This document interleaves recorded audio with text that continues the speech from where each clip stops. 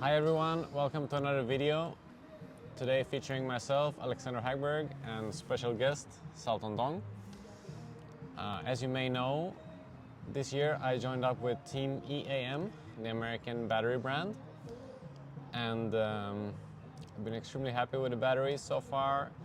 And in this video I'm gonna talk a bit about how you can choose the correct battery for a specific class, and we'll also give some basic suggestions and guidance for how to use the batteries. So as you can see, Team EAM, they offer several types of battery packs, different sizes, different heights and lengths of batteries. And it can be difficult to choose which is the most appropriate battery for a specific class. I mean, the obvious ones are, of course, for the 1S, we have the 8.5, which is one cell battery. We also offer a 7500 battery, which is a bit smaller capacity, lower IR, and later Salton is gonna explain a bit about the differences between using those two packs for different applications. If you move the touring car, for modified touring car for smaller tracks, we have the 4.2, particularly for indoor racing, for carpet. The shorty pack is very popular because it gives the car a very low center of gravity and improves the handling. And to be honest, you don't need that much capacity for modified racing for small tracks. The next step up from there is the 5000, which is very low battery, very light, but obviously it's a bit bigger than the shorty. So that's something you can use for small tracks for modified. You can also use it for some stock classes depending on the track size. Yes. Actually, for stock racing indoors is a popular choice. For modified outdoors, 90% of the time I use the 6000, which is the perfect size even for big outdoor tracks. We have enough capacity to race modified outdoors, especially with a 4.5 motor, which has a bit more consumption. In Europe, we race a lot of the 13.5 Blinky class, and for that class, in my opinion, there's two options. You have the 6.3, which is good for a bit smaller tracks with fast direction changes where you need the car to be nimble and with the best possible handling. If the track's more open, more flowing, where you need the maximum amount of power with the least amount of drop in voltage, the 8.4, the biggest pack that EAM offers, is the best choice. It's very heavy, so of course it's going to make the car a bit heavier and a bit less reactive, but in terms of power, output and drop-off, that's your best option for big tracks with stock racing. So how do you determine then which one to use? Maybe, Salton, you can explain a bit about the benefit of a bigger pack versus a smaller one in terms of power output. Okay. This question is quite popular because sometimes a normal player. Can I just add something to the discussion? So, Salton has many years of experience working with other battery brands. He's been working with batteries for many different categories throughout the years. He has a lot of experience, and which he brought his experience with him to EAM, and today we're gonna share some of this knowledge. So please, Salton.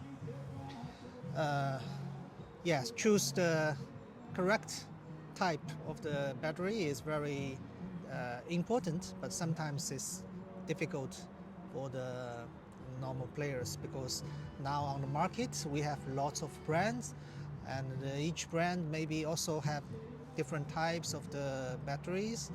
So which one you need is also a very popular question.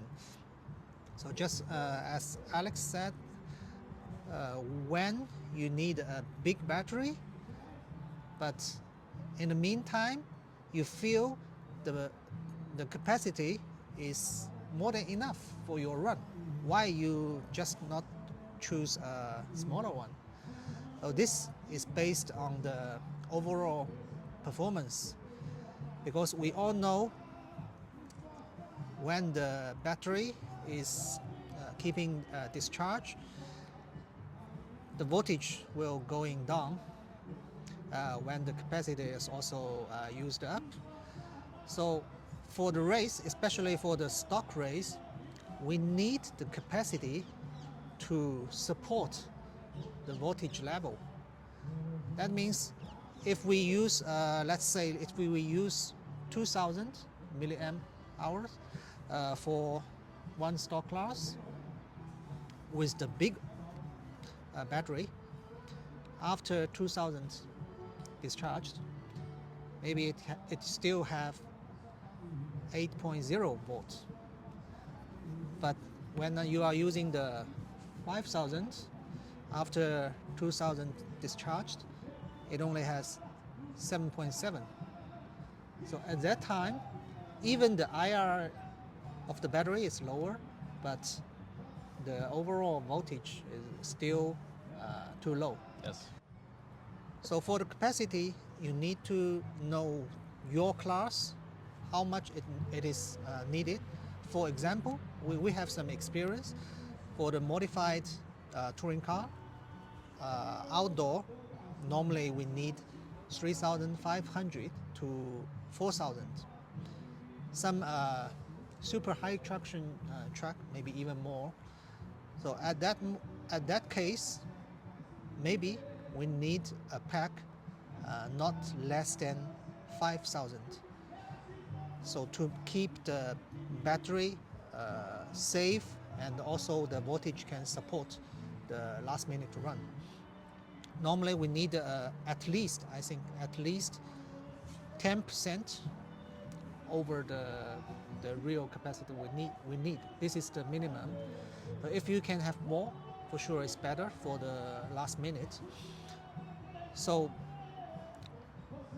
why our battery sometimes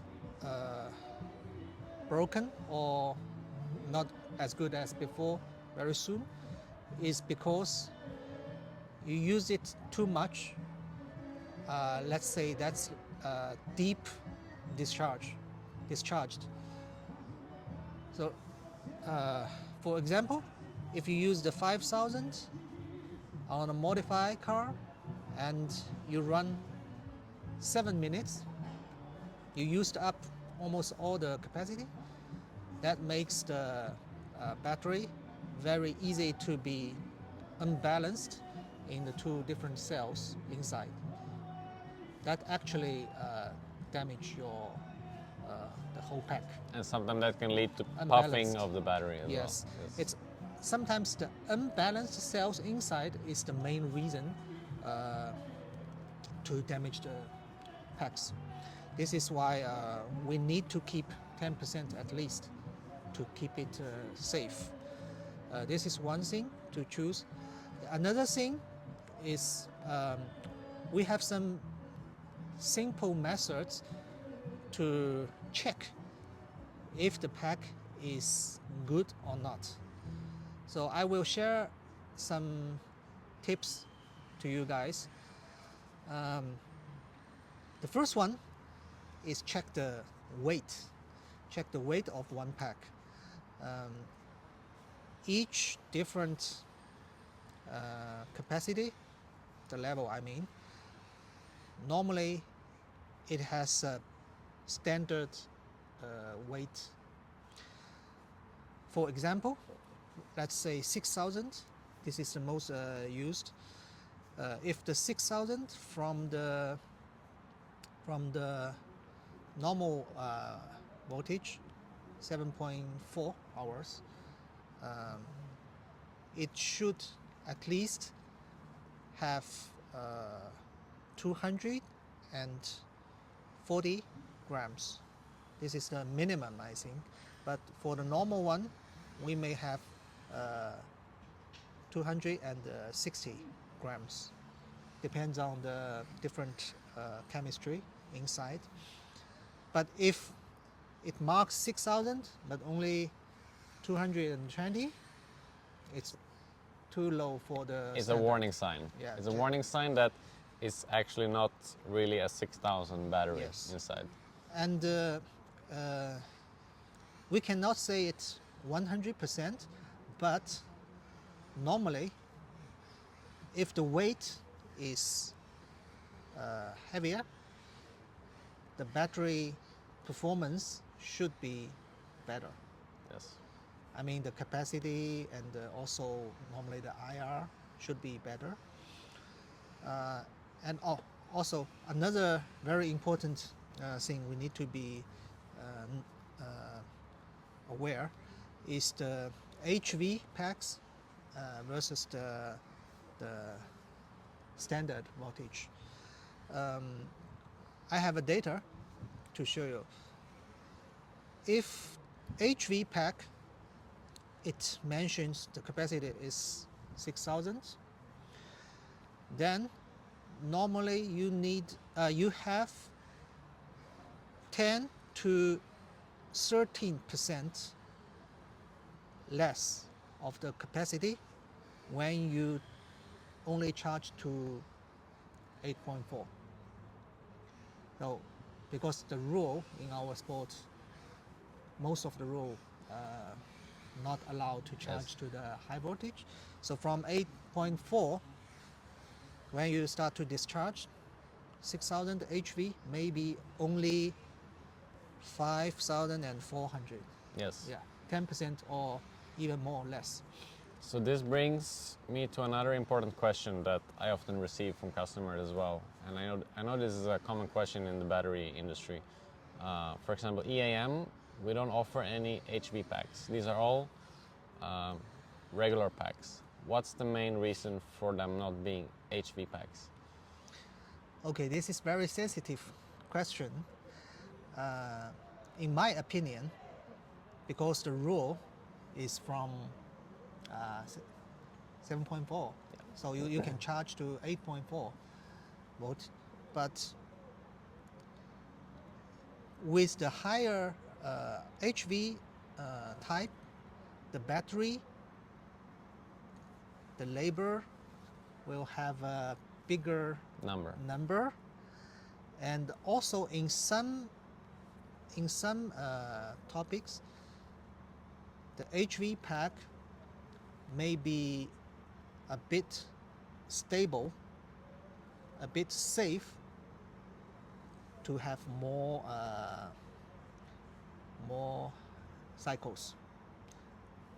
It's not like the standard voltage sometimes to puff or have some problem. HV pack is a bit easier. Doesn't get stressed as much. Yes, but why EAM has? First, performance. If you use the chemistry for the standard voltage, basically the discharge ability is higher, and also you can know the real capacity when you join a race. You need to know the real, and also the quality for the cells inside. You need to have very high confidence to not easy to puff. So that also means if a brand they consist on the standard voltage, it should have good performance and quality. So basically, better performance, lower IR, and you can more easily know the real capacity of the pack. Those are the main reasons. Yes. Okay. So a typical question I often receive from customers is, for example, I race in the 13.5 Blinky class in Europe on different sizes of tracks. Sometimes a bit bigger, sometimes a bit smaller. I'm going to a couple of races. How do I pick the best battery for me? So in this case, I give them these two options, the 8.4 and the 6.3. But what is it that decides which one's going to be the better option? I mean, is it only the track layout or is it also other factors? How do you personally choose between these two for a specific class? Okay, actually it's quite simple answer from me.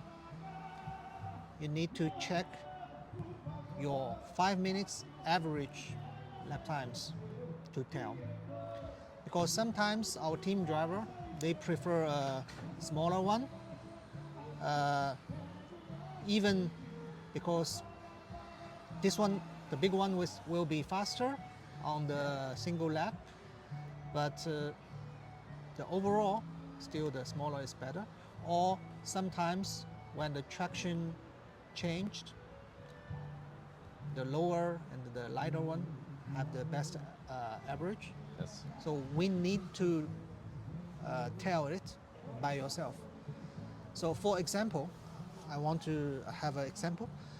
In this kind, last words in US, the stock guys use 5,000. Our champion, they're using champion team. They are using the lower one. The smaller Team- battery. Yeah, the Yep. team drivers all use this because we know for sure 5,000, the punch, the voltage will be a little bit less than the bigger one. But in their test, they feel the lower center gravity is super important. For the handling of the car. Yes, and also the power is not very big difference. So overall, the 5 minutes pace, this one is better. So they choose this. So it's about a compromise between the handling of the car for the duration of the 5 minutes, Yeah. if it's worth the compromise in having less power or more drop off. Yes. So you always need to check the 5 minute overall time, the average lap time, to choose which one is going to give you the best chance to have a good result at the race. It's not only about the single best lap, it's not about the three The feeling, best lap times, it's about the 5 minute pace. That's always the most important. the data. Yes. So that's the best answer we can give. You simply have to test for the duration of 5 minutes to see what gives you the better time. That's it. The Would you like to share some more knowledge that is important for users of the EAM batteries? Yes, I have some simple methods to share with you to check if a battery is good or it's just so-so. So the first one,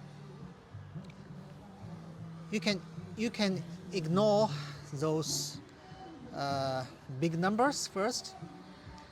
You just think it's a normal pack. How you compare these two packs, which one has a relatively better IR? I teach you one method using the meter. After fully charged the packs, you disconnect the plug and you measure the voltage of the pack. You record it, and after 15 minutes, you measure it again. I will say if a good battery, the drop will less than 0.02. It's like 8.40 drop to 8.38. In this range, the battery is quite good. So this you can check with a normal voltmeter. Meter. Also, you can use your charger for sure. You don't need a fancy tool to look for this data. This data is related to the IR and also the the self discharge problem. So this is one tip. Another very important tips you need to be careful is the two cells balance. Please check the two cells often to make sure they are well balanced. Also, you need to, if possible, you need to switch the two ports. For example, on your iCharger, you have two ports, you have two cables. Sometimes you see one cell the IR is extremely higher, you need to think it over and try to check it if it is correct. So you switch another port, another cable Yeah. to see. Sometimes the cable make the big problem, Yes. the plug. If, let's say, on iCharger, normally the cell IR, one cell is like 2 milliohm. But suddenly, one day you charge your battery, you see it's like 6 or 7. It may be not the problem of the cell, it's the plug. Could be the charging cable or the port of the Yes. iCharger. So you must solve this kind of problem to make your pack safe. With the problemed plug, you will damage your pack very quickly. This is another method. And the last one, to check the capacity, the easy way, I can say if the pack mark one number, you can use 0.5 C. That means if 5,000, then you use 2.5 amp. Discharge the battery from the full to 6.0 volt.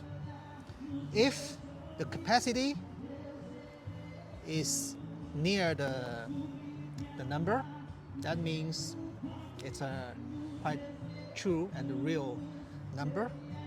But if it is less than, let's say, 90%, if less than 4500, it's like over 10%, I should say the Number brand, on the the label. number is too fake. Too high. Yeah, so this is a method to check the capacity. You can use 0.5. Okay. So some tips. Those are very useful tips. I mean, there's other things we could share as well about the charging rate and so on. A lot of races in Europe now, they have limited charge rates, charging and discharging. Yeah. It's no secret that warming up the battery lowers the IR. So when there's no limit to the charge rate, we generally recommend a high charge rate for competition. Would you agree with that? From technical side, I didn't suggest our drivers to do that too much, because the higher charge rate will Reduce the life of the pack. reduce the life for sure. And also, I cannot say it benefits a lot. If your pack, the temperature is high enough, is warm, the performance will be good. Let's say if you are running at 35 degree with the nature temperature, and you charge 12 amp, it will be already very good. Will perform enough at that temperature. Yes, if you use 40 amp to charge to reach that temperature, maybe performance similar, but you damage the life. Yes. Yeah, so for sure, normal player practice and the normal race, I think just keep the battery warm is a good one. Wait, doesn't Except they not allow. Okay. Yeah.